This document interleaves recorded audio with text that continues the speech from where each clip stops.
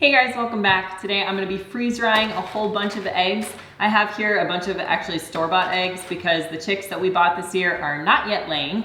So I'm going to get the process down on these eggs before I use our own delicious free-range eggs. I've actually never freeze dried anything before. This is the first round that we're doing. So you'll be able to see from beginning to end that if I can do it, then you can definitely do it too. And I'll keep you posted on any hiccups along the way. I'm linking everything I'm using today for you in the description box below, including the freeze dryer itself. Thank you again to everybody who has already used the links to support the channel. It really means so much, does not go unnoticed.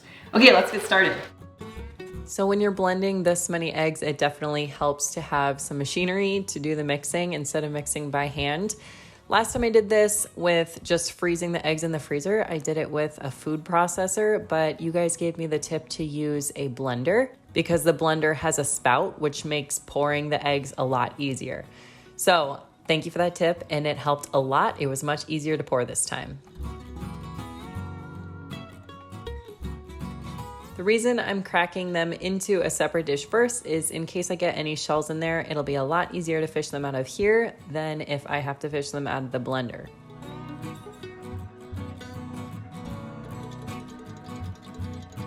So interestingly, 18 large eggs equaled almost exactly half of the blender capacity, which was about 1,000 milliliters. So I did 2 cartons per blending batch.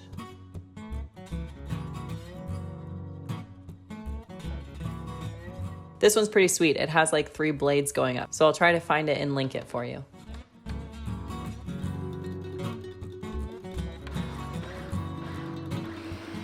One tip I received was to add some salt, which supposedly helps the proteins from, I think, coagulating. It just helps the overall texture when you do rehydrate the powdered eggs.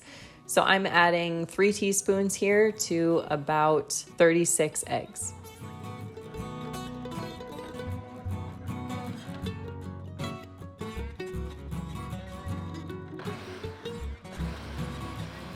One tip I received was to pre-freeze the eggs in the trays. I will say if you're gonna pour them before putting them in the machine, this is definitely very helpful because it's gonna be nearly impossible to move the trays without spilling because they go so close to the top. The trays are quite shallow, but next time I'm probably just gonna pour them straight into the trays while the trays are in the machine. I'm also adding a little bit of parchment paper so that I can get the majority of the eggs out without them sticking.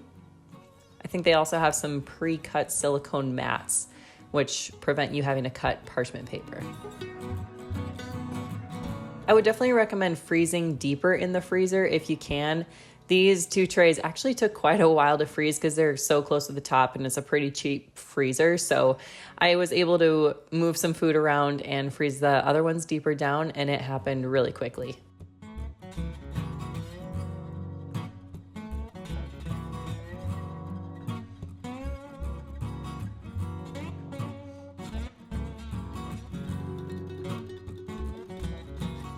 As you can see, it is pretty close to the top, and you can understand why this is not something you want to be moving until it is frozen or freeze dried.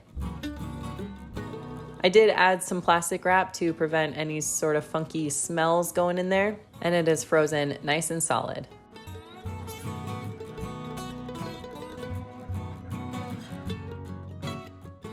Once the freeze dryer was all prepped and ready, I just followed the prompts on the screen. That's the nice thing about using these Harvest Right freeze dryers. They literally just walk you through the entire thing, which makes it a lot less likely that someone like me who is prone to messing things up can mess it up. I was really nervous to do the first batch, but it literally just told me everything I had to do with the couple steps that were there. So thank you, Harvest Right, for making such an easy to use freeze dryer.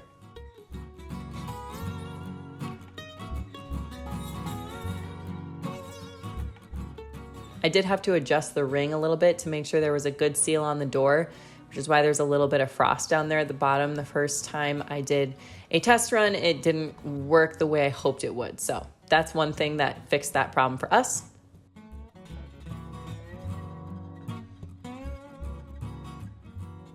I'm making sure the drain valve is closed. Like you can see there, it's just telling me to do that just in case I forget. Pressing continue, and it's gonna do the cycle all by itself. I want to say this batch ran for like 30 to 32 hours. It was something like that. I think it didn't know that the eggs were frozen when I first put them in, so I think it could go a little faster if I figured out how to make sure it knows that the food is pre-frozen, but regardless, it found its way around just fine, told me when it was complete, and when I opened the doors, everything looked fantastic.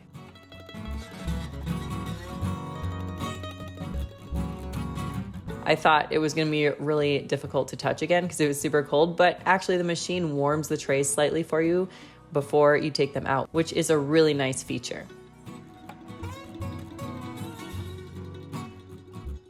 This is what it looked like after it was freeze dried.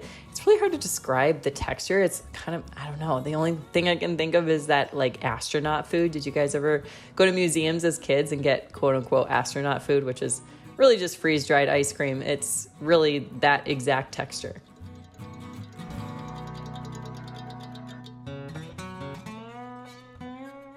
There was a little drop of condensation that the door dropped on the eggs. So I'm making sure to remove that so there is basically no moisture going into the eggs as we prepare them for storage. I know it's recommended that you do any storing pretty much right away. You don't want this stuff sitting out in the air because it is so dry, it could actually start absorbing the moisture in the air. The first thing I did was try a blender, and this did not work well. This was a different kind of blender than the first one I used. I think because it's mostly gravity fed and this material is so light and airy, it kind of just blended the stuff down around the blades, but it didn't draw the rest of the lighter material down. So I had to go back to the drawing board and go back to my trusty food processor. That worked much, much better.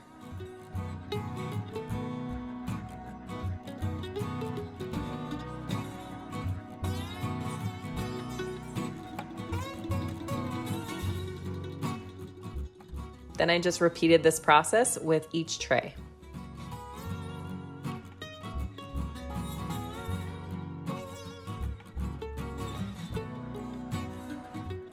One thing I found out after about the third or fourth tray is that it helps a lot to break the freeze-dried eggs up into kind of similar size chunks. It just makes the blending go quicker and it makes it smoother. So it doesn't take any more time. But this is about the size chunk that I found was working the best.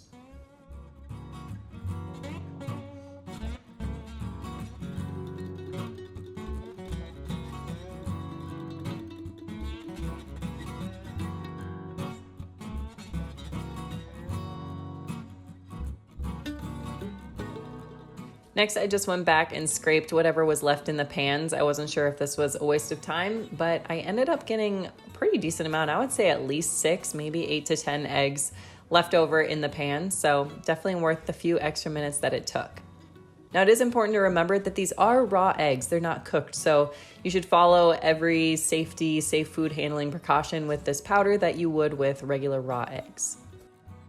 So now we're gonna rehydrate a few eggs so we can see how they cook up. To do that, all I'm gonna do is add 2 tablespoons per egg of the powder. So we're gonna do 2 eggs today. So I'm adding 4 tablespoons total, but roughly 2 tablespoons of powder equals 1 egg.